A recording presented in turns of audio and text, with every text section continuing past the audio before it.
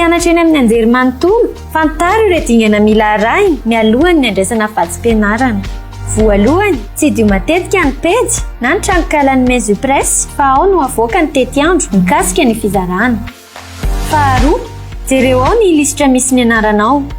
Raha ao ny anaranao ka naharainy SMS milaza fa efa ao ny toe-bolanao dia tadidio fa tsy mila milahatra intsony fa afaka manantona mivantana ny postra malagasy na ny GABBOA maka ny vatsim-pianarana amin'ny alalan'ny karta hipoketra ianao.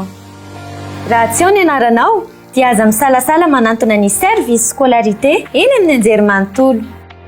Ankoatr'ireo, ny fanananao ny karta hipoketra dia ahafahanao mandrindra ny fisintomana ny toe-bola ao amin'ny kontinao.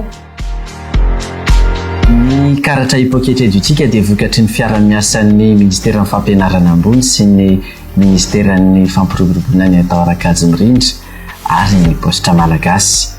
Ankoatran'ny fakana vatsim-pianarana ny karta hipoketra edutika dia ahafahan'ny mpianatra mandefa sy mandray vola, mandoa facture na maka vola mamaimpoana eny amin'ny GABBOA.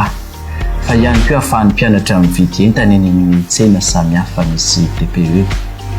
Ity karatra ity ihany koa dia sady karatra maha-mpianatra, mafahana manara-maso ny fivoaran'ny fampianarana eny amin'ny anjery manontolo. Raha fezina zany dia manampy tanteraka ny mpianatra ny fananana karta hipoketra edutika satria ahafahan'izy ireo mitantana am-pilaminana ny vatsim-pianarany. Izay sady carte bancaire ihany koa izy no carte d'étudiant. Fanandrifindrindra zany amin'ny velirano faraky ambin'ny folon'ny filoham-pirenena eny hoe Madagasikara lasa moderne.